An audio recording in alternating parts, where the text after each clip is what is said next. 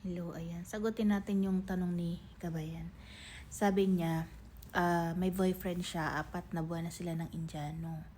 Tapos, nakita siya nung kapatid ng Indiano sa Facebook. Tapos yung mga magulang ng Indiano, gusto na mag-asawa yung lalaki, yung jowa niya kasi may edad na. Tapos, hindi tanggap ng pamilya ang siya kasi siya ay dalagang ina.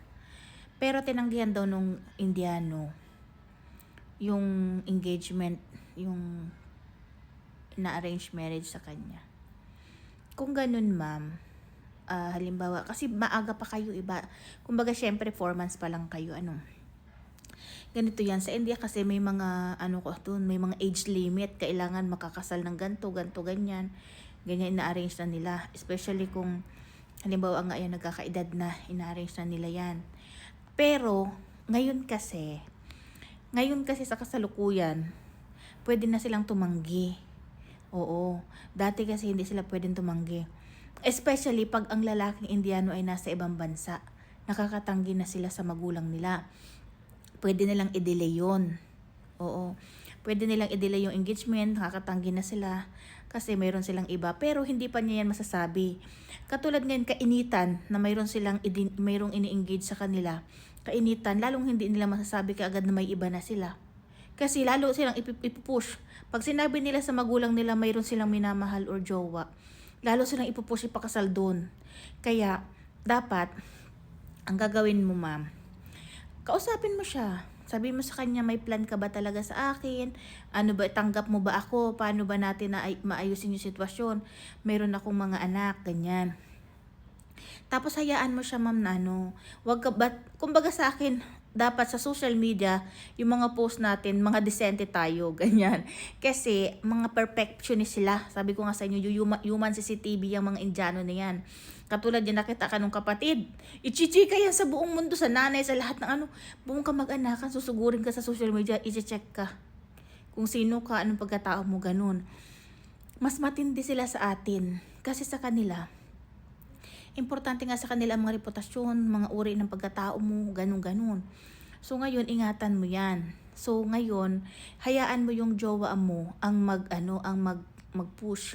Halimbawa, kausapin mo siya, ano bang plano mo sa akin? Anong plano mo sa atin? Sa tingin mo ba? Ganto ganyan. Pero huwag mo siyang ipipressure kasi ang Indiano, mahina sila sa ito technique yan, mahina ang Indiano sa problema. Kailangan, tandaan nyo to. Pag siya pinipilit ng pamilya niya, may problema siya sa pamilya niya, dapat support kayo. Andiyan kayo sa gilid. Nasa gilid kayo. Hayaan, sabihin mo, nandito ka lang, sumusuporta ka lang, ganun. Para makuha niyo yung loob niya. Okay? Dapat kukunin niyo yung loob. Dapat mararamdaman ng Indiano mo na nandiyan ka, masasandalan ka niya, nandiyan ka lang para sa kanya. Kung sakaling halimbawa ipaglaban ka niya, hindi mo siya iiwan. Huwag niyo siyang aawayin kasi yung karamihan ginagawa ng kabayan, i-stressin, aawahin, ganun. So mapipilitan siyang sumunod sa magulang. Kasi iisipin niyan, kung inaaway mo siya, saan siya pupunta? Pag halimbawa ipinaglaban ka niya, saan siya pupunta? Ganun. Wala siyang ibang pupuntahan.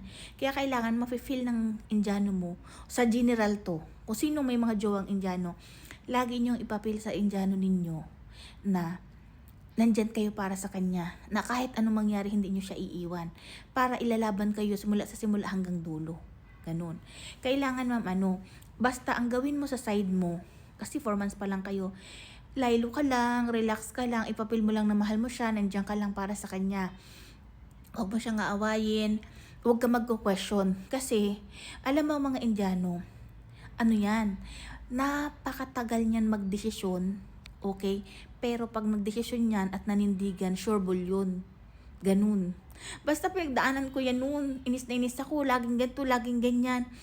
Pero kaya pala, ngayon kasi nauunawaan ko na kaya pala siya, pag tinatanong ko, hindi kumikibo. Ang tagal, alam mo yung 10 years ka na, gigil ka na, hindi pa magre-reply, hindi pa sasagot sa'yo kahit kasama mo. Parang sigsag talaga. Kasi, iba pala yung kultura nila kaya sa atin. Tayo kasi, bongga ka agad, sabihin ka agad, ganito ka agad. Sa kanila hindi. marami silang kinoconsider. Number one, ang kahihiyan ng pamilya. Sasabihin ng magulang, ng mga kapatid, ng mga kamag-anak, ganun.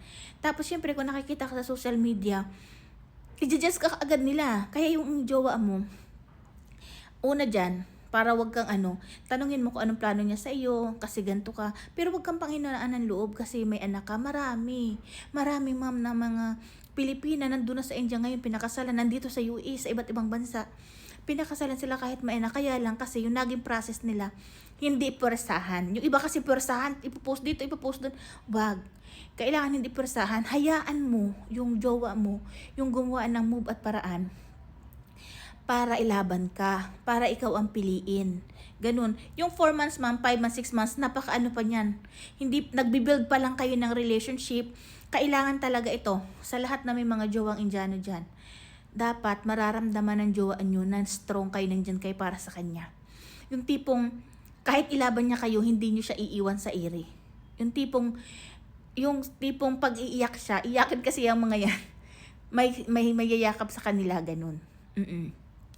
So, continue lang, ganun.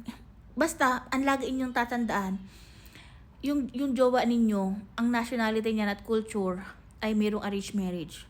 So, habang magkarelasyon kayo, mag-enjoy kayo, iparamdam nyo bilang sa ating mga Pilipina ganun, mahal na mahal or something, maaraga ka, maruga. Ayan ang pangahawakan nila para ilaban kayo.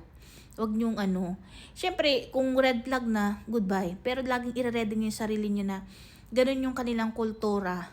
Baka sakaling may posibilidad na kayo maiwan or something, pero at least nag-enjoy kayo doon during relationship.